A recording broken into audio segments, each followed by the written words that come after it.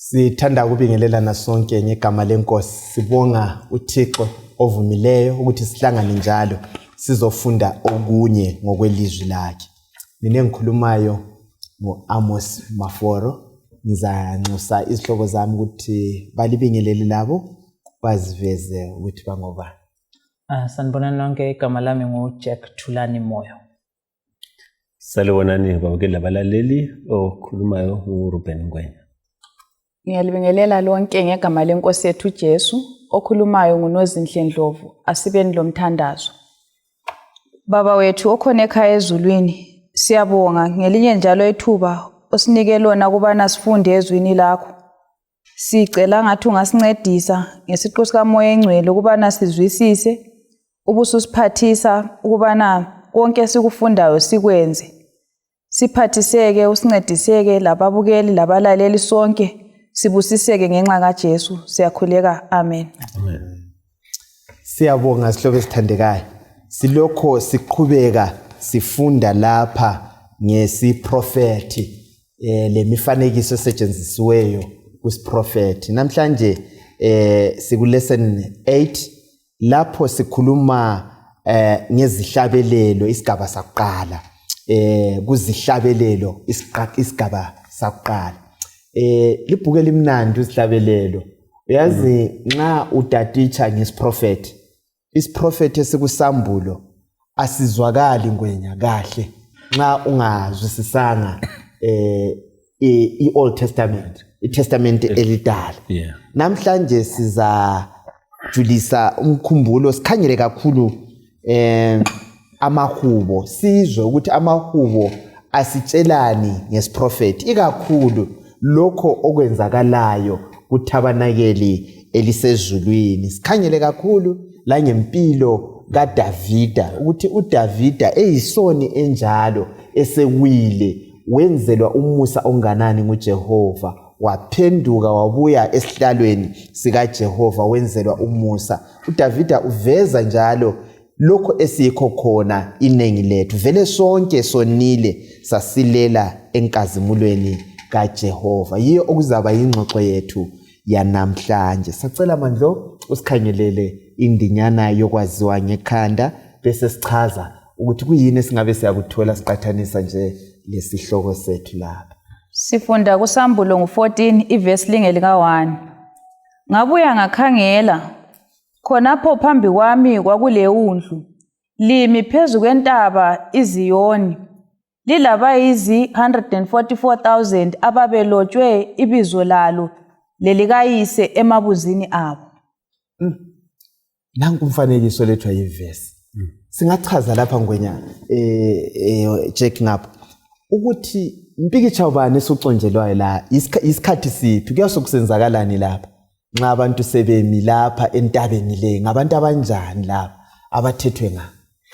Kungabantu abasindisiweyo. Usithatha asibonise ekucineni ukuthi impikiswano leyi alubisifike emaphetheleni, impi siphelile. Abeseboniswa laba inani leli elikhulunywa lapha limi leundlu. Mbona nikho qhakathekileyo lale ngamanga lodwa kodwa lalimi leundlu, iundlu elahlatshwayo umhlaba ongakadatshulwa elinguKristu ngokwakhe. Ngezindlela kusivezela ukuthi usindiso lungoKristu, njalo ngasesindisiwe asoyesihlukane loKristu, yikho bebonakala beloKristu. Yebo. Impikitsha lapha kumbe kuyini esikuzwisisayo? Mina engutholileyo lapha ukuthi izikhathi zokucina lezi ezithintwayo lapha ukuthi uNkulunkulu uza kuba labantu bakhe abalesimilo sakhe, abaphila impilo ehlambulukileyo. Bona labo esibabona lapha bekhulunywe kuSambulo ngo14 ivesi lingelika1. Nxa sesehla lesifundo sethu, umahubo ebeseza sichasisela kabanzi ukuthi ngcenye bani esingayidlala njengabantu nxa sisiya emaphethelweni embali yomhlaba. Kakhulu. Ya, khona lapho saqila kakhulu kungcenye yethu nesimele siyenze lokuthi senzelweni. Moyo. Ngizathinda kuphela kusekucineni kwevesi lapha ukuthi babelebizo lika baba emabunzini abo. Esiza kunanzelela mbona sesesifundweni ukuthi ngani akubhalwanga ukubhalwi ukuthi ibizo likaNkulunkulu la kodwa kumelele isimilo sikaNkulunkulu ukuthi babe lesimilo sakhe so much that mawubakhangele bayakhanya ukuthi laba ngabakababa bona siza kuvula kabanzi sesiya phambili kakhulu. So yingxoxo esingayo namhlanje sihlobo esithandekayo kusifundo lesi sizakhangela laba abasindisiweyo ukuthi ngabantu abanjani sebesentabeni yokusindiswa. Sike siqale lapha siye kuThabanekeli. Ungakhangela uExodus 25 verse 40 sivezelwa uMose etshelwa ngumlimi ukuthi konke azakukwenza kumbe iThabanekeli azakulenza kalenze ngokomfanekiso awutshengiswe ngapi entabeni. Utshengiswa ithempeli elingapi elisezulwini. So leli eliphansi emhlabeni lingumfanekiso walelo linjani lisezulwini. So konke sikubonayo laphana okusethempelini kukhona ngapi ezulwini.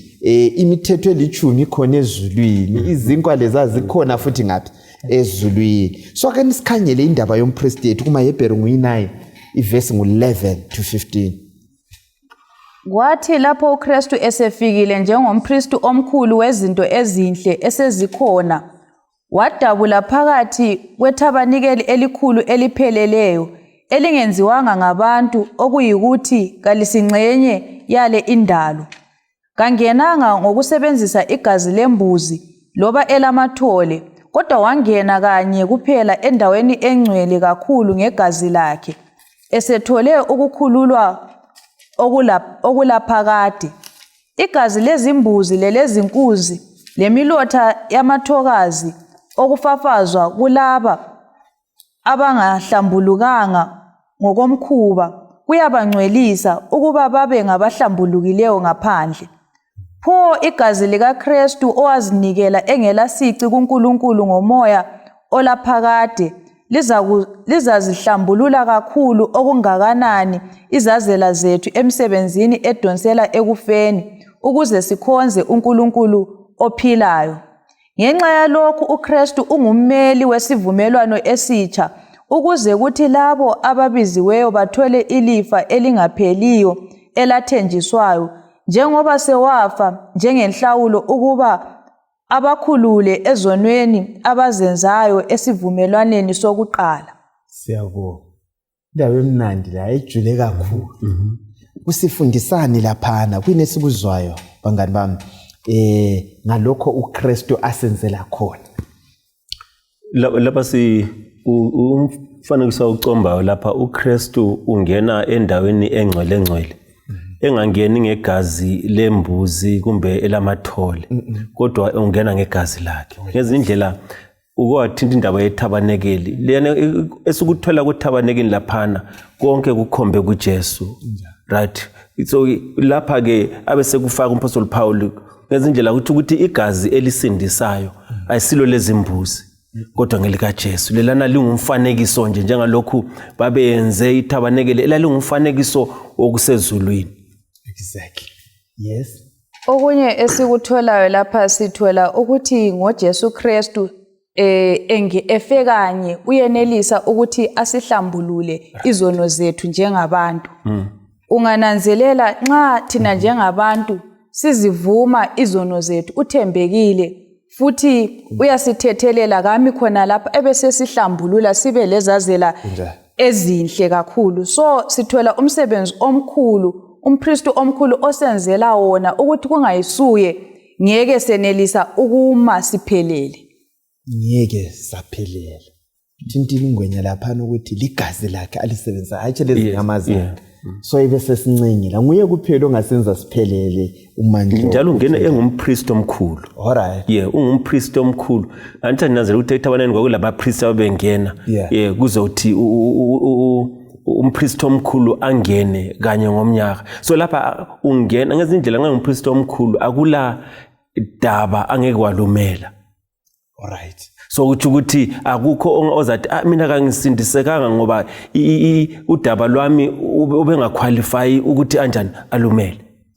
Akula daba ngekalo Kumela, yeah. yikho phela iBhayibheli sitsho ukuthi walingwa kuzo zonke izigaba Yes. ukuze nelise kuyasimila iyimvu yakho na futhi nguye umpriest futhi hey madoda bese beyakhonapho ukuthi ngani inkonzo zethempeli eze-sanctuary yeah zonke le furniture yakhona Yeah. kumelele yena uKristu owayezabuye sokukhulunywa ngaye lapha so from umhlatshelo nguye okuphakathi laphana kumelele yena igazi laliconjwa limelele yena konke nje nguye so uma sokhulunywa ngaye lapha sengumuntu obuya ezofeza konke kwakungumfanekiso ngaphandle kwegazi kuphela actually including legazi konke kwakungumfanekiso ukuthi yena uzabuya ezofeza konke so sesimbona yikho sengumpriest opheleleyo ngoba yena usegcwalisa konke okwakukhulunywa ngakho ngemifanekiso kusukela ku-Old Testament up to lapha buya khona yena emhlabeni kakhulu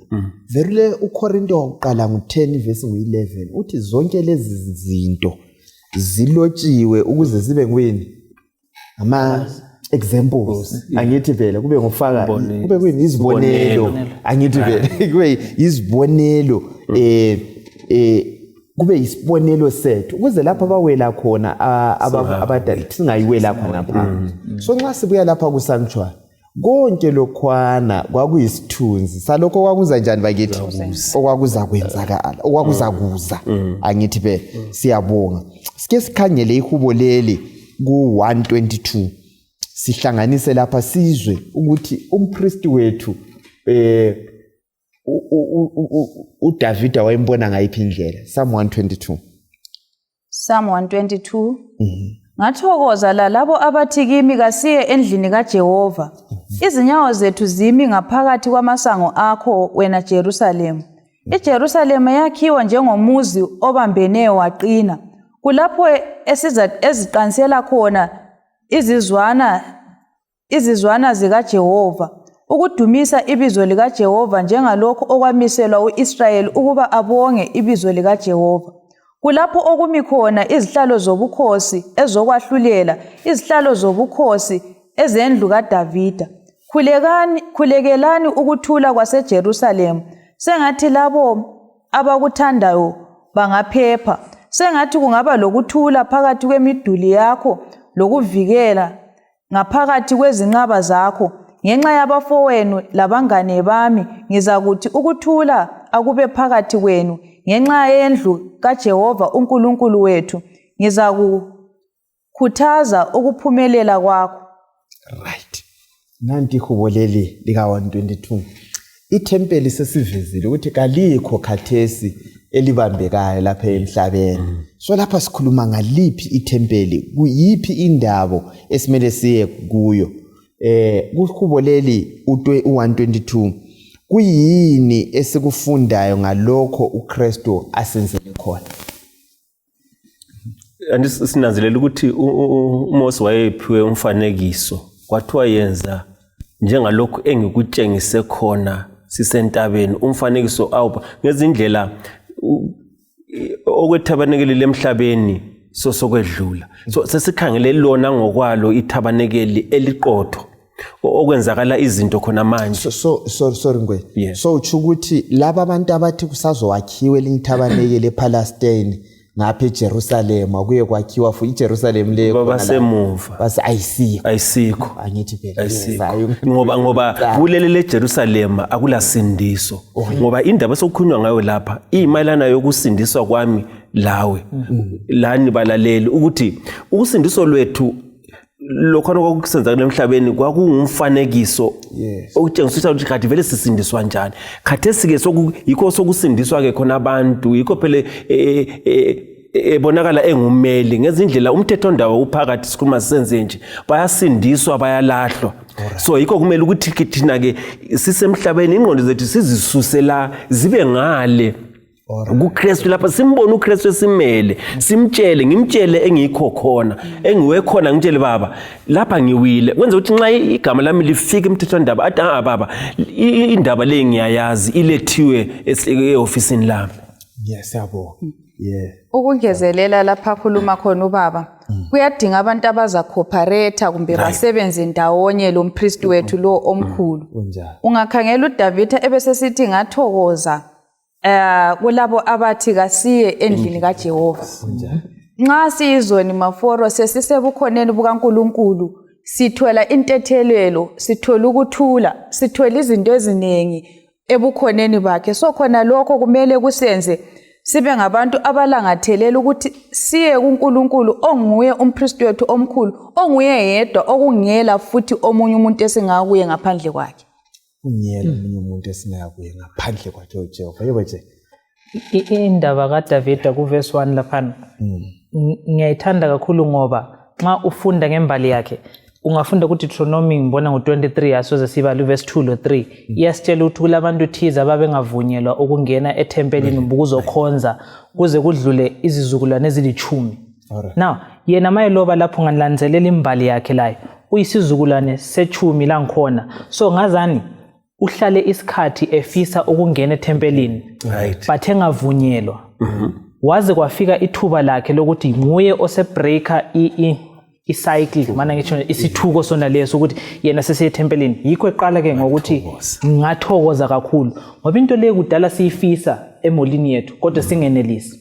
Now singakulethe eduze, it seems as if lathi siyafisa ukuthi sihlanganyele lo nkulunkulu lobukhona bukaNkulunkulu kodwa kukhona kusenqabelayo.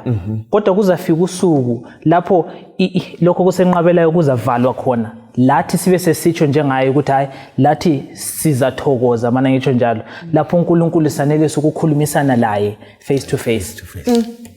Malusheshise lelo suku angithi phela ya inhliziyo iyakufisa lokho ukuthi sisindiswe sihlobo esithandekayo ngoba lapha isono lokho esikwenze esisenze khona lapho esishiye khona vele uthi izono zenu nguyisaya 59 zilahlukanisile nama ngithi phela wasesiza umpriest lo wasibuyisela kwaba lokubuyisana phakathi kwethu lo Jehova. Okunye ngiyaxolisa kunjani isahluko esifana nayo ku verse 6 lo 7 laphana ibi sikhuluma ngokuthi khulekelani ukuthula kwezwe leJerusalem lokuphumelela kwakhona. Now kunzima ukukhulekela ukuthula kwendawo engela kuthula ongafisiyo lokuba kiyo ngoba ila kuthula. So sikuletha kithi nazothi kwesinye isikhathi kulokuthi sikhulekele ukuthula kwalapha esikhona siyabaleka sichiye kungela kuthula but uNkulunkulu uthi no lapho engufake khona angufakanga ngemistake manje njalo ukhona ngesizathu engisizwisisayo mina engifisa la usizwisise. So ngoba ulapho khulekela ukuthula kwalapho khona ukuze ngibonakale mina ngoba ukhona bakho lokuthula kwelizweni lapho kile. So singabaleki lapho esifakwe khona asikhulekele ukuthula lapho esikhona akukho mnandi but asikhulekele ukuthula lapho uNkulunkulu asivumela ukuthi sibe khona. Ngithi phela vele kungaba lokuthula ungayithathi literally even Jerusalem yakade seyizimpi zodwa akula kuthula. So asikhulekeleni kungaba lokuthula kuyaoverflow kuyathuleka kuchithekele chaphakele lakithi. Indaba esiqale ngayo kundinyana yokwaziwa ngekhanda laphana uSambulo 14 indaba yeSayoni again siyefika eSiyoni laphana sifakela umpikitsha okwakucomba ungwenya lapha ukuthi ngabasindisiweyo bangapi basentabeni yaseSiyoni angithi phela baqanjwa inani labo 144,000 namhlanje babukela abalalela asikuxoxa nge144,000 uthi ngombani inamba enjani kodwa sizathatha bengabasindisiweyo angithi phela le character yabo ukuthi ngabantu abanjani bayizimilo ezinjani kakhulu siqathanisa lehubo lika 15 lo 24 sikhanyele kahle khona lapha sicela usivulele uSamuel 15 bese sixoxa ngakho sikhanyele ukuthi kuhambelana njani. Jehova ngubani ongahlala endlini yakho engcwele na? Ngubani ongahlala entabeni yakho engcwele na?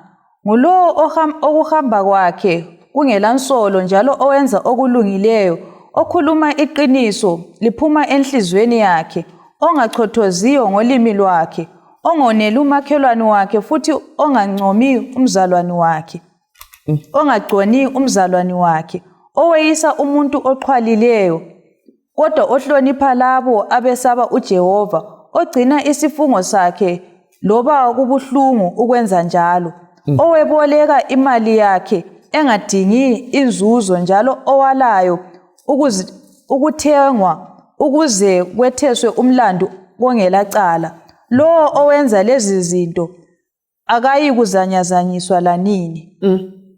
Asikhayele 24 nje sidobhadobho kunye.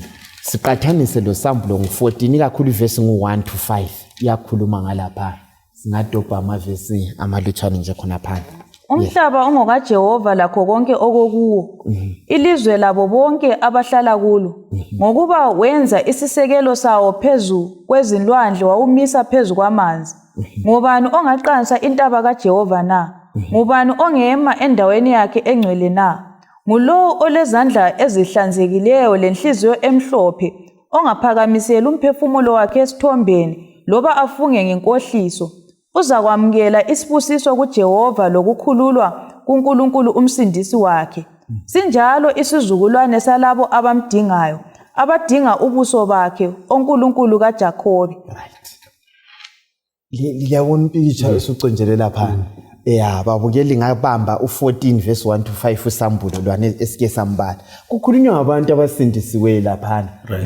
Abazakuma manje singakatsho ukuthi abasindisiwe. Ngabanjani labo bantu singabusummarize sikufinqe ngayiphi indlela ukuthi hayi abantu abakhulunywa ngabanje ende kuyavuma yini bakhona yini abantu abanjalo lapha uSamuel 24 uthi ngoba nabangane lisukuma entabeni yenkosi uthi laba abalezandla ezihlambulukileyo laba lenhliziyo ezihlambulukileyo busunanzelela ukuthi singakukhangela ke sikhuluma ngezoni la kakho ongema phambi kwaNkulunkulu lesimo esinjalo. Isimo esinjalo sisithola ngoJesu kuphela. Sonke sonile sisilele enkazimulweni kaNkulunkulu. Ngakho ke abesithi uIsaiah ukulunga kwethu esikubiza sithi kulunga kufanele ngubo edabukileyo kumbe engcolileyo. Ngezindlela ke kuthi ukuthi ngokulunga kwethu asisindiseki. Sindiseka kuphela ngokulunga kukaJesu. Sikuthola kuphela ukuthi uJesu abe ngumhlobo wethu abe ngumsindisi wethu. Angaba ngumsindisi wethu ke nxa esesiletha phambi kukaBaba kakusabonakala thina kodwa sekubonakala uYesu kumbe sesembethe ingubo kaYesu eyokulunga bese sisamukele phambi kukaBaba. That's it. Yes. Abantu laba basentabeni sike sibakhangele laba siyabona uyasilethela uthi hayi ayisikho kulunga kwabo okubalethayo lapha. Mandlo sithola ukuthi ngabalokukholwa okuvezwa imisebenzi izithelo kulezithelo lapha engithathekise kakhulu liyane ukuthi ababolekisayo imali yabo bangathuzi inzuzo. Khathi siphela amaforo vele imali siyayidinga lawo uyabusithi indlela engingazuza ngayo imali ukuthi ngiboleke okuyi5 kubuye sokuyi7. Andamali la lemzini. So sithola ukuthi laba bantu balezimilo ezinjengezika Jesu Kristu. Ngezinye indlela nxa sikufaka kahle ngabantu abaveza uJesu entweni zonke. Singathi ngama citizen ezulu. Alright. Ngama citizen ezulu la ngithi be kudingakala abantu abaqotho. Check. Mawufunda kuSambulo 14 lapha no verse 4 uthi laba yilabo abangazingcolisanga ngabesifazane ngoba bazigcina behlambulukile balandela iwundlu loba kungaphi lapho eliya khona. Iphathe ngithandayo ukuthi konke lokho okuthintwe ukuthi ngabantu abanjani abangeke bekwenze bengalandeli iwundlu lapho eliya khona. So ukuthi sanelise ukuthi sibe ngabantu laba bathintwe kusahluko 15 lo 24 kaMahubo yikuthi nje silandele iwundlu lapho eliya khona. That's the only way esinganelisa ukuthi sithole isimilo lesi esifunekayo ukuthi sanelise ukungena kumbe sime lathe entabeni. Ezindlela uJekho akutsho ukuthi iwundlu lingadlula endlaleni ngiyadlula lami ngilandela angithi ukuthi kungani mina. Lingadlule kuthini ngifelwe angithi ukuthi kungani kufelwa mina ngoba iwundlu ikho lapho eliyakhona. Okunye esilandela iwundlu lapho eliyakhona. Alright, correct. Okunye kuSambulo ngo23 mbona uSambulo ngo23 kukhulunywa ngomalusi not uSambulo sorry uSalms amabala khona kuMahubo 23 kukhulunywa ngomalusi olungileyo. Now okungasincedisa ukuthi sanelise ukudlula lapho edlula khona ukuthi ngani into yakhona vele izabalula kakhulu but ukuthi singayelusi umalusi but sivumele umalusi eselusi ngoba mangihamba ngemva kwakhe okuchiyo ukuthi noma yini engizahlangana layo kumele iqale ihlangane lo malusi ingakafiki kimi umalusi eyiweye efaka esikalini ukuthi lokho engenelisa yini uthe kumele then engizahlangana lakho ukuthi uthi yena ngizanelisa ukukumela so kumele ngilandele umalusi noma esiya ngapi or else ngingazenzela yami indlela noma yini enhlangana layo so kumele mina ngisothane layo ngiqondane layo yikho kuzayenza ukuthi ngicine ngisithi imali yami ayilala emzini inganxa ingalala isibuya isilotshintsho ngoba vele mina ngiyazelusa angilameluso ngelusayo kakhulu so isimilo lesi ngithemba liyakuchasisa ukuthi ungani singani istandard siphezulu kakhulu ngeke ngasifinyelela ngingedwa yikuthi kwesinye isikhathi manje kuba labantu abathi abafuna ukuzilungisisa ngemsebenzi yabo thina senzi lokho thina sidli lokho thina senzi lokho sihamba ngokuqonda sengizimaka ngithi 10 out of 10 njengapho kwakusenziwa ngabaFarisi anathi nakhipha kwechumi ngiyazila ukudla ngiyenza lokho kuye kuthi sonile sana aguqe athi inkosi ngihawukele silungisiswa ngokuza kuJesu angithi phela ngithemba yiyo indaba esifithizelayo ukuthi abazakuma kuphela ngabalungisiswe ngoJesu ngoba uJohane wakuqala ngo1 verse 9 uthi nxa sithi nasila sona sizitshela amanga angithi phela siyizona okunye kunazila khonapho ukwengezela ipoint yakho nxa ngiyisoni mina the more ngisondela kuJesu kulapho ngizabona ukuthi ngiyisoni kakhulu bese ngibona indingeko yegazi likaJesu ukuthi lingihlambulule kodwa nxa ngikhatshana lo Jesu ngizazibona ngiright yikho ngizihamba ngizimaka phela ngithi hayi namaforo kangikwenzi lokho kwenziwa ngabawileyo ukanti kodwa the more ngisondela kuJesu the more ngibona ukuthi ngonile njalo nxa ngilungisiswa yikho lapho engicina ngifanana laye uJesu kakhulu futhi izikhathi eziningi sinanzelela ukuthi uSathane uyasethusela asethusela ngakho izinto hlezi balaleli lababukeli lathi esizaziyo ukuthi ziliqiniso ngathi lanxa singaba izoni ezinkulu silomsindisi wethu omkhulu ukudlula izoni esidlule phakathi kwazo kwezinye izikhathi amafayili uyabelawo uSathane uthi wena njengawahlala phansi lokhu lalokho yebo singakhunjuzwa ukuthi senze lokhu sadlula lapho kodwa isibindi esilaso ngesilegazi likaJesu Kristu elingapheli amandla elilonke lilamandla lakhathesi ukuthi lisihlambulule ngitsho la kuzazela zethu zihlambuluke kakhulu sike sikhangele lapha indaba yomthetho ukwathinta lapha na Jack ukuthi igama leli libhalwe emabunzini ayisike ukuthi kubhaliwe ngesandla sike sikhangele indaba yegama likaJehova ukuthi nxa kukhulunywa ngegama nxa kuthiwa umntwana lo ulegama elihle kukhulunywa ngani lapho ukukhulunywa ngezenzo ukukhulunywa ngesimilo isimilo icharacter yakhe ukuthi ulegama elihle ngithi ke so nxa kukhulunywa ngegama likaNkuluNkulu kithi kukhulunywa ngesimilo siyavumela right again sikhangele lapha uExodus ngo33 iverse ngo18 to 23 sike sikhangele indoda le eyafisa ukubona inkosi uMose wasesithi ngicela ukuba ungitshengise inkazimulo yakho uJehova wasesithi ngizakwenza ubuhle bami budlule phambi kwakho njalo ngizamemezela ibizo lami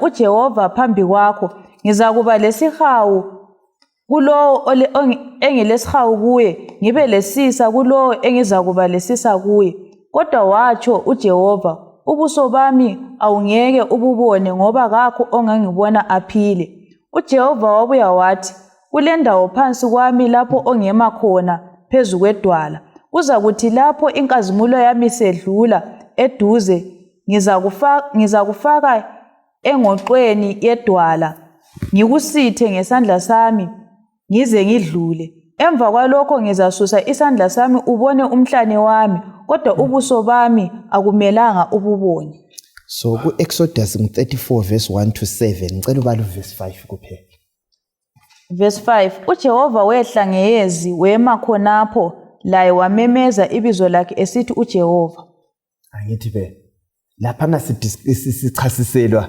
okwenzakalayo angithi phela uMose lo isukubona uJehova angithi phela kule indaba ethathekisayo ngilabachumayela lapha ngiyabona sebobotheka safungele manje sikhangelela ihubo lika 119 verse 55 sizihlanganise indaba lezi 119 verse kungu55 umfaka ngapi lapha evulo usufikile manje bari verse 55 verse 55 ebusuku ngiyalikhumbula ibizo lakho o Jehova njalo ngizawugcina umthetho wakho. Right. Kuyini esikuzwayo ngamavesi la lokwenzakalayo uMose loyisa ukubona uNkulunkulu. Njengoba sisho ukuthi bese simomotheka. Indaba lapha ku Exodus ikhuluma ngokuthi uMose njengathi sonke wayefisa ukubona ubuso bukaNkulunkulu, especially ngoba ngohambo ayeselalo loNkulunkulu. Uyafika kusigaba sokuthi ngifunge mbona umuntu lo enhlala ngikhulumisana naye engithungamela kangaka, but uNkulunkulu wesithi angeke umbone uphile.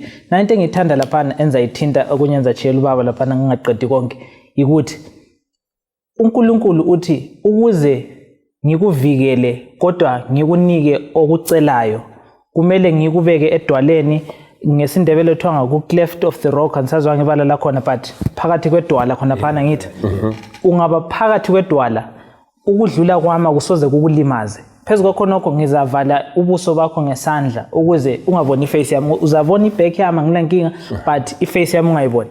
Now umfanekiso siyupheya ngokuthi angeke sanelise ukubona uNkulunkulu singekho kuJesu. Simple.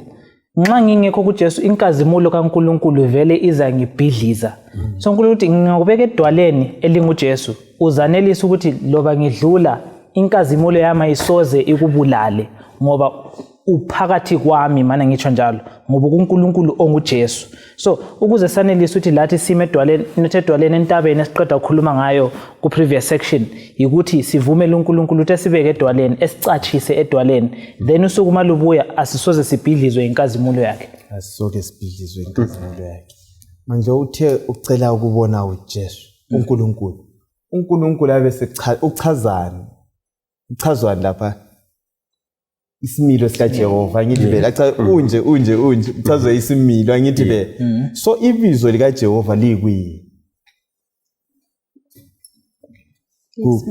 isimilo sakhe beautiful yes khangela ungaba lo verse 21 uthi uNkulunkulu wasesithi bheka kule ndawo eceleni kwami anduthe ngizakubeka edwaleni kule ndawo ngaphi eceleni kwami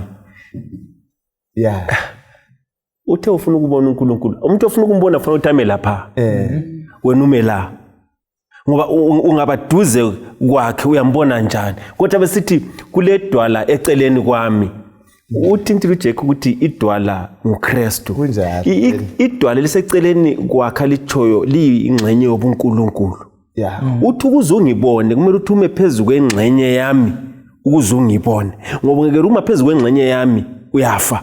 Alright. Ilidwala phela liseceleni kwakhe elinguJesu.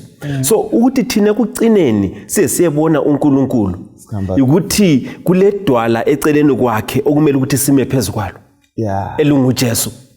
Akabonakala ngoba singeruthi sime phezulu kwalidwalo ikwathi ngiza kufaka phakathi kwedwala ngezinye indlela uzangena phakathi kukaJesu ukuzobona uNkulunkulu. Exactly. Ngoba nxa ungangena kungapheleli bese ngifaka isandla sami ebusweni bakho ukuthi ungangiboni. Alright. Nxa sengidlule sengivuma ubone umhlane wami. Alright. Now ngezindlela siyabe simbone kabili uNkulunkulu. Simbona ngoba idwala ngeke unyathele phezulu kwalo ungaliboni. Ngelo nguJesu. So ukuthi nxa uJesu singehlo ukuthi simbone asoze simbone uNkulunkulu. Alright.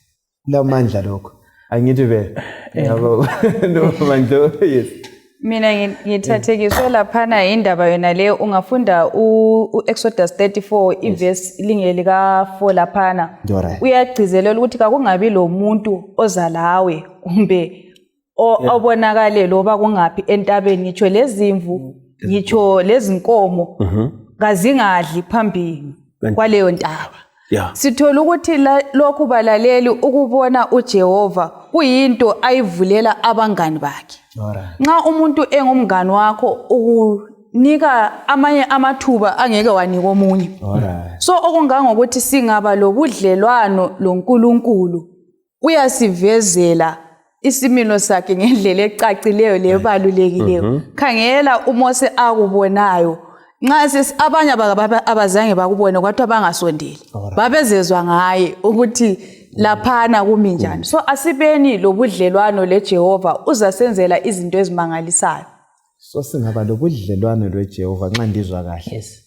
Siba lesimilo sakhe. Right. Ba le transfer of character uyatshintsha. Angithi be Mose uthi sesehla entabeni kuthiwa wayesekhazimula. Angithi be uyatshintsha awusalufana akulamuntu wahlangana loJesu wafana. Yebo. Into encane. Kunjani? Ngani kwesinye isikhathi ukuze sibone uNkulunkulu kumele singaboni ngendlela afaka isandla ebusweni bakhe ngayo. Alright. Ukuze embone akumelanga embone. Kodwa ngithini ukubona ngamehlo ayisiyo proof yokuthi sengimbonile. Right. Kodwa kuthi kulokunye ukubona okungadingi imehlo ukuze nganelise ukubona kahle ukuthi uNkulunkulu ngumuntu onjani. So singahlali sifisa ukubona ezinye izinto ngoba kwesinye isikhathi ukubona yikho kusibhidlizayo. Oh yes. Hayi imnandi le ndaba.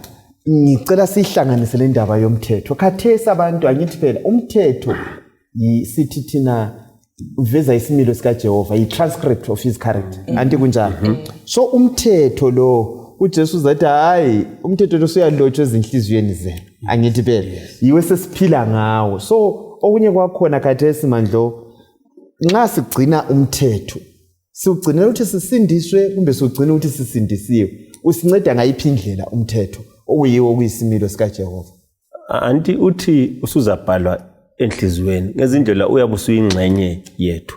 Alright. Yiwo sulawula indlela engihamba ngayo, indlela engenza ngayo izinto. Sengilawula ngomthetho ngobantu usungaphakathi.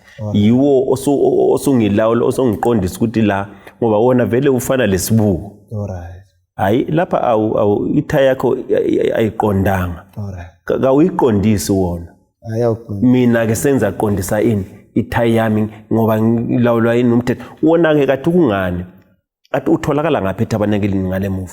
Alright. Utholakala esihlalweni sikamlimo. Uhulumende kamlimo wakhelwe phezulu komthetho. Yikho phela kuzaba le judgment. Ngoba nxa ungekho akula judgment kathi uzathi ngoneni usimele njani kungela mthetho. Ngiyangizwa abanye bethi hayi umthetho swabethele siphambanweni. Hayi awubethelwanga. Ngoba umthetho ke yiwo amagnify khona esiphambanweni ngoba sabona isimilo sika Thixo esiphambanweni ukuthi uThixo azofela ini izoni. So ngezinye indlela ke umthetho uqhakathekile ungangokuthi kawusenzi sisindiswe kodwa asisindiseke kungekho. Yes. Ngendlela usenza kumbe ubumba isimilo sika Thixo kithi nxa sebesibona sebebona emabunzini ethu kubhalwe ibizo lika Jehova nganjani sebebona isimilo sami sifana lesika Jehova ngoba kabasangidingi ukuthi ngobani ngoba vele ibizo lakhe senjani songani libhaliwe ebusweni bakhe. Alright. So umthetho uqhakathekile ngikho sewulala uthi ngizile futhi kuzokhulisa uMateyu 5. Yebo Jack. Cela sibambele ngapha uSamu 5. Ihubo lika 5 lapha. Engunanzelelayo ngazani esavula ivesi ukuthi nxa sesisindisiwe ngizasebenza umfaniso wefoni uNkulunkulu uyasifaka ioperating system. Right. Yokuthi sisebenze ngendlela afisa sisebenze ngayo eyiwo umthetho wakhe. Singawukhipha umthetho kuthi ukuthi asisasebenze ngendlela kumbe saphili ngendlela uNkulunkulu afisa siphile ngayo ukuthi ukuthi asisoze sithole isimilo sakhe. So umuntu engela umthetho vele kasiyo kaNkulunkulu kusho ukuthi uNkulunkulu kakho phakathi. Right. So mase iproof yokuthi mina ngokaNkulunkulu ukuthi ngiphila ngendlela yena asengitshela ukuthi ngiphile ngayo elotshiweyo ku transcript lesikhuluma ngayo engumthetho wakhe. Alright. Kumbe ngithi mina ungathenga kumbe icalculator lokhu libhukwana okuncane okuphakathi lokhuyana imanual. So umthetho ufana le manual ek operator isidalwa lesi ukuthi siphila kanje ukuze siphile isikhathi eside. Ungekela ukuthi ulandele inxa kumbe kule television ngathi qala ulayithe emdulini ungakalayithi yona wena ureverse lokhuyana iyafa ayisoke kusebenzela isikhathi eside. Lathi singela ukuthi silandele imanual le sithuthi sizafa asoke siphile isikhathi eside. Alright. Siyabonga kakhulu. Ngithemba iyacaca indaba le yomthetho. Ngizacela Mandlo sikhangele chapter 5 sizakhangela lama verse. Uverse ngu4, u7 lo9 lo10. Right. U4, u7 lo9 lo10. Yes. Kasuye uNkulunkulu othokoza ngobubi. Ababi ngeke bahlale lawe. Verse 5. Izikholo ngeke zime phambi kwakho uyabazonda bonke abenza okubi. Ngikhokhele o Jehova ngokulunga kwakho ngenxa yezitha zami yenza iqonde indlela yakho phambi kwami. Okay. 9 lo10. Kalikho lalinye ilizwi lomlomo wabo elithembekileyo. Inhliziyo yabo igcwele ukubhidliza. Umphimbo wabo ulingcwaba elikhamisileyo. Ngolimi lwabo bakhuluma inkohliso. Chono uthi balecala oNkulunkulu. Akuthi amacebo abo abe yikuwa kwabo. Baxotshele khatshana ngenxa yezono zabo eziningi ngokuba bakuhlamukile wena. Right. Usichazisele lapha Mandlo.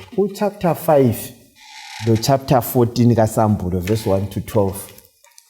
Kulomahluko bani kuma chapters la kumbe kulokuhambelana thize bani nxa kukhona ukuhambelana lapha ngabantu laba abakhulunywayo esentabeni lapha. Kathesi sesithatha elinye izinga ngale besikhangela ngabantu abasindisiweyo. Alright. Kathesi sikhangela abangasindiswanga ukuthi bangabantu abanjani. Alright. Sinanzelela ukuthi abasindisiweyo lokhu kwenziwa ngomusa kaNkulunkulu kabazenzeli bona. uNkulunkulu nguye obaphathisayo laba abahlengiweyo. Bakhuluma iqiniso. Iqiniso ngapha sithola ukuthi iqiniso kalitholakali ebantwini abangasindiswanga. Nxa sikhangela futhi sizaze ngikhulume kakhulu. Sinanzelela futhi nxa siqathanisa lo Revelations chapter 14 laphana ukuyesaba inkosi kuyikuxwaya okubi. Alright. Kule ndaba yokukhonza futhi khona lapho. Kahle ngime khonapho. Yeah. Kuyini okunye sikuthola uMandlo uthula amapoint amaningi la ngale kwabangasindiswanga kuthiwa iqiniso kalitholakala emlonyeni yabo. Yes. Kukanti ngale kuthiwa akuzange kutholakale ububi olimini lwabo kuSambulo ngale. Na usunanzelela futhi ukuthi kwabasindisweyo ngabathethelelweyo. Right. Labana abangalanti bayaziqakisa bona benza babone yabi imisebenzi.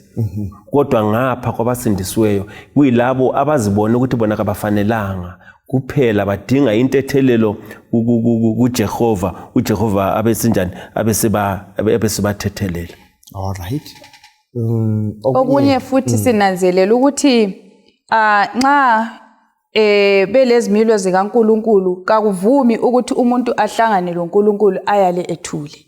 Hayi akuvumi. Uyafakaza kulabo ahlangana labo.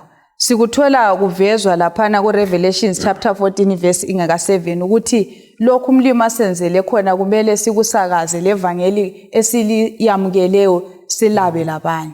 So nxa ngikuzwa kuhle akuvumi ukuthi sithule. Ungabona umuntu engekho ku-witnessing lonyaka sigijima silokho sithi sayidok. So abangekho ku-sayidok lapha abahlangananga la ngoba ungahlangana la yakuthuleki. Abantu ohlangana labo yabela ngoJesu lo kuba yintokozo ukubabela ngalokho uJesu asenzele khona into kunjani. Njalo futhi kungafunda lapha na kuSambulo ivesi ayikhulumayo uthiwa ngephimbo elikhulu akunyenyezeki. Akunyenyezeki. Hayi akunyenyezeki ngephimbo elikhulu ngoba kungani ngenxa ukuthi ngiyabe ngithokoza ngalokho uJesu angenzele khona. Sengifisa ukuthi uJack la akuzwe atholele intokozo enjani engithola. Futhi on the other hand anti nxa sifakaza futhi sifakaza sisipha isixwayiso emhlabeni ukuthi hayibo indlu yatsha akwazi kwenzakala ukuthi umuntu uthi naso indlu yatsha uyamemeza ukwenzela ukuthi ophakathi ethuke abone ukuthi lapha mikhona ume endaweni enjani engayisiki. Ake ukhangele lapha Jack umi phambi kwesihlalo sobuphambi kaJehova ngobungcwele bakhe.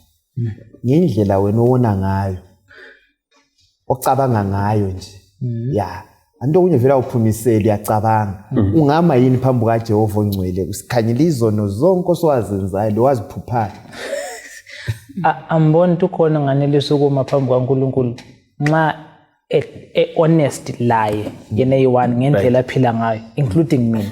Ngiyakwazi ukuthi ngento engiyicabangileyo mhlawumbe sirekhoda khona la akumelanga vele ngime phambi kwakhe.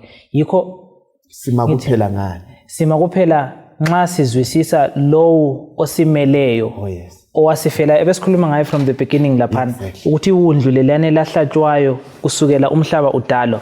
Nxa sengivume yena uzangigezisa engilungisise ukuthi nganelise then ukuma phambi kukaNkulunkulu kodwa ngaphandle kwakhe vele mina ngingedwa anganelisi. Yebo mewethu anti kunjalo Ayikakumeki. Siyamdinga uJesu khona lokho kuyakutshengisa indingeko esilayo rather inide esilayo ngoJesu ukuthi siyamdinga onawona can understand. Yes. Kodwa khonapho kuba lenkinga ngangikhuluma lo munye umfowethu esithi ngokunanzelela khona lokho umuntu ugcina efika esigabeni sokuthi ethi yena akasoze buye enkonzweni ngoba kalunganga. Okwenza ugcine ulahlekelwa lithuba lokulungisiswa. Angiyi kuNkulunkulu angikhonzi ngoba ngilungile ngihamba ngoba ngikwazi ukuthi angilunganga ngifisa ukulungisiswa. So the only way ukuthi ngilungisise ukuthi ngivume ukuthi angikho right then ngiye kuNkulunkulu uNkulunkulu abesengigezisa then sengizanelisa ukuthi ngime phambi kwakhe. Kanje sibhedlela ngwenya uhamba abantu abanjani abagulayo. Imodanti khanjiswe egaragini ngoba idinga ukuthi so sikusifithizele ebantwini likuzwe babukela abalaleli. Church vela enkonzweni akubuya abangcwele abalungileyo. Hayi uyatsho la uJesu ukuthi angilandanga abalungileyo ngilanda abagulayo. Angithi phela i-extreme yona le ikhona sibila into ehlethani sayi mina vele ngcwele. Hayi ayisikho esikutshoyo sithi siyamdinga uJesu ukuthi asilungisise. Siyabona mhlawumbe labanye abayinkinga abenza abanye besaba ukuya khonza yilaba bona asebezenza asebelungisisiwe already. Asebefaka ipressure. Exactly. Akula yabona isono esinjalo yiso esiwese kakhulu. Yikho kusambulo lapha okunywa lo Dokia kuthiwa kuyalizothenga yini lithi licebile lithi liyabona kodwa odwa isiphofu ngapho hambasi. Just imagine wena kodwa sithi njani uqoyile njalo kuzoba labunye futhi uluhlu lwa handle with care. Ukuthi sengibachiya mina bamphathe kubi uzathi usemthonjeni ufuna amanzi okunatha ubaleke emthonjeni uthi bakuphathe kubi ubalekele umthombo uthi kuzaphile kanjani. So ngezinye indlela kubabukela abalaleli akula muntu olebandla la ukuthi leli ngelami ngoba kekho afela omunye. Akula muntu oza kukhipha enkonzweni ungavumi ukuthi ukhitshwe enkonzweni ngoba laphana silanda ukuyakanikwa sizimota ezifileyo. Ungavumi ukuthi ipatient ukutshela ukuthi wena iku-discharge esibhedlela ithi phuma ngoba sonke sifuna ukuthi sinjani sisindiswe. Manje kumbe sikhangele enye indoda eyayiyonile kumbe la yayisesaba ukuthi ngingahamba njani kuSalms 51 ivesi 7 to 15 ungasibalela amavesi wona la sipese sibone ukuthi yona yakulungisa njani okuyinto lokho. Verse 7 ngihlanza ngeyisophu ngihlambuluke ngigezisa ngibe mhlophe kulelikhwa mangizwe intokozo lokuthaba makuthi amathambo wami owacobozileyo ajabule. Fihla ubuso bakho esonweni sami uciche na wonke amanyala ami. Dala phakathi kwami inhliziyo ehlanzekileyo uvuselele ngaphakathi kwami umoya othembekileyo. Ungangilahli ebusweni bakho kumbe ususe kimi umoya ongcwele. Buyisela kimi intokozo yokusindisa kwakho njalo ungiphe umoya ovumayo ukuthi ungisekele. Lapho-ke ngizakufundisa abonayo izindlela zakho lezoni zizabuyela kuwe. Ngikhulula ecaleni lokuchitha igazi oNkulunkulu, Nkulunkulu ongisindisayo, njalo ulimi lwami luhlabelela ukulunga kwakho. Sicine ngapha. 15. oNkulunkulu vula indlebe zami, umlomo wami uzamemezela lindumiso yakho. Nansi indoda. Yikho Jehova ecina ethi le yindoda yenhliziyo yami. Mangithi vele right. Wayesonile bathi ngumthandazo kaDavida eqeda kuhlangana loNathan. Esemtshela ukuthi hayi nguwe Nkosi, nguwenze konke lokho. Avuma athi ngihlanze ngeyisopho, ngigezisa. Dala kimi inhliziyo enjani bakithi? Entsha. Ngize kuwe. Kulesithembiso asitshoyo lapha na kuvesi ngu13. Uthi uzamenzelana uJehova nxa isemenzele konke lokho?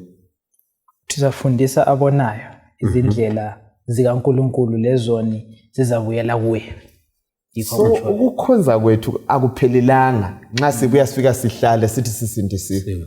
Nxa sensindisiwe sengenzelwe umusa ngenzani lami sensiyatshela abanye ngifundise abanye indaba leyo ke yathintwa ukuthi akuthuleki. Kuyini okunye sikutholayo kumavesi la esiwabalileyo?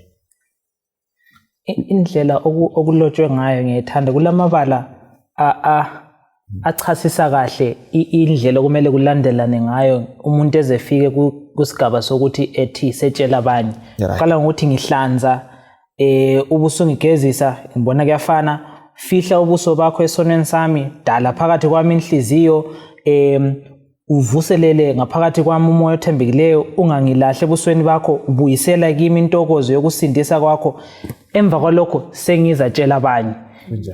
Ngani mangingela intokozo leyana kunzima ukuthi ngitshela abanye ngalokho uNkulunkulu angenzele khona. Mangingakholwa ukuthi sengihlanziwe kunzima ukuthi ngitshela abanye ukuthi uNkulunkulu ungenzeleni. So ngani kumele ngihlanzwe ngigezisiswe intokozo ibisibuyiselwa kimi ukuze mase ngibatshela bebone ukuthi impela kule ntokozo ukulandela uNkulunkulu. Ngokwesinye isikhathi ngazathi indlela esichumayela ngayo indlela esiphila ngayo manathi esichumayela ngayo ayitshengisele ukuthi siyathokoza ngokukhonza uNkulunkulu. Kunjalo. Ukungezelela lapha mina enguthulileyo lapha nxa uDavida zinika ukuthi uzawufundisa abaphambukileyo. Asonto ayifunde emabhukwini kodwa into adlule phakathi kwayo. Uyakwazi ukuthi isono impumela yaso imbi kangakanani. Khangela nxa eqhubeka uthi amathambo wami owachobozileyo. Nginanzelela ukuthi lokho esidlule phakathi kwakho sakuzwisisa kuba yintshumayelo enkulu kwabanye ukuthi bangaweli khona. Ngiyangizwa abanye sethi bayekele bazazwakala ngokuwa. Kodwa uDavida yena nxa ewile kafuni abanye baze bezwe ukuwa, ahlabaxwayisa ukuthi hayi lapho ungahambela la uzakuwa kuzakubanje. Simthola futhi esiba sesimeni sokuthi uzimisele ukuthi alandele uNkulunkulu kukho konke.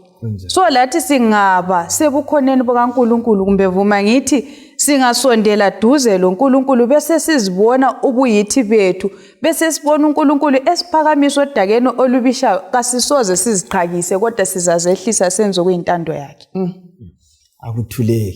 Akuthuleki. Ungakhangela indaba yokuhanjiswa kwevangeli leli ekusambulo ngo14. uNkulunkulu wayengazenzela kodwa usebenzisa izono. Nxa uthi angabona ingilosi indiza akukhulunywa abantu kukhulunywa wena lami. Yibo abantu abahambisana udaba lona lelo. So sibiziwe sihlobo ezithandekwayo. Sisindisiwe, siyasindiswa nguJesu. Ukuze senzani? Siyesindisa abanye abantu. Siyesindisa abanye abantu. Ungabala amahubo asilethela okunye ngoJesu, asichazele, asifundise esimele sikwenze. So ku Testament elidala khona lapha na kulo Jesu. iBhayibheli lonke nguJesu. Babungwe ungasigoqela ngayiphi indlela indaba ekade singayo namhlanje. Sizananzelela ke lapho ukuthi ukuze sifinyelele embusweni akufinyeleleke kuJesu ngekho. Asibeni lokudlelwano loJesu. Ukulunga kwethu akuze ukusindisa asidinge nini ukulunga kukaJesu. Njalo sivume uJesu nxa esiqondisa ngoba nguye okwaziyo lokhu afisa sibekho khona kuyisimilo sakhe okuza kusenza ukuthi siufanele umbuso wezulu. Kakhulu manje umqoke sikubambileyo ikakhulu esimele sisuke sikubambile ngesifundo sanamhlanje saleli viki. Sinanzelela ukuthi ngezikhathi zokucina kuyadingakala ukuthi sibe ngabantu abahlambulukileyo bese sincedisa futhi labanye ukuthi baye kuJesu bahlambuluke. Sikhangela ukuthi ukuza kwaJesu kusondele kangaka ukudlula lokhu esingakucabanga. Indlela enhle esingakulungiselela ngayo is to prepare others and prepare ourselves. Silungiselele thina bese silungisa abanye labo balungisele ukuza kwaJesu. Siyabonga ngaleyo point. Check. Engunanzelayo ngikhuluma indaba yokulotshwa kwegama emabunzini. Ukuze lathi silotshwe igama likaNkulunkulu emabunzini ethu kumbe sibe lesimilo sakhe kumvumela ukuthi ubuyithi bonke bube nguye. Ngoba nxa yena engekho kithi akuvumi ukuthi lobe igama lakhe emuntwini angamgcwalisanga. So asivumela ukuthi uNkulunkulu asigcwalise ngomoya wakhe ngobukhona bakhe ukuze maye sesikhangela engaboni thina kodwa ezibone yena kithi. Kakhulu. Izihlobo ezithandekayo ungayabala uPatriarchs and Prophets page ngo754 lo 755. Umlimo uyaveza axoxe ngoDavida uthi ngimphawulile uDavida ngimamukele ngoba evumile iziphambeko zazo. Ngiyenze isifungo naye igama lakhe liza kuhlala ingunaphakade. Nxa singavuma iziphambeko zethu sizaphawula njengoDavida. uJehova uthembekile udinga abavumayo. Izihlobo ezithandekayo izono ezikade zafihlwa akazivunywe sibuyisane siye tempelini kuJehova sivuma iziphambeko siyahlanzwa. Akula uJesu angakuthetheleli. Ungavuma abantu bakuvalele phandle. Asizeni esihlalweni sobukhosi. Sengikhona la ngithi vele umlimo lomusa senzele kahle. Kuvikezayo siza kuqhubeka ngesihloko esifanayo kuyabe kuyisigaba sesibili. Asihlanganeni izihlobo ezithandekayo sitatitsha sibala sizwe okunye ngoJesu. Simnandi lesi sifundo sibe lempilo singafunda asiphileni siye kwenza khona lokho esikufundayo. Umlimo lomusa abe lathi sesihlangane njalo kuviki ezayo. Sacela ubaba uNgwenya asivalele ngomthandazo. Baba oyingcwele ukhona ngikhaya ezulwini siyabonga ngesifundo salamhlanje. Sibonga usivezela amaqiniso amelana lokusindiswa kwethu. Sivume sinike inhliziyo ezivumayo ukubona size ngakuwe sivume kulungisiswa nguwe kupheleni samukele ubukhosini ngayo uJesu inkosi. Amen. Amen.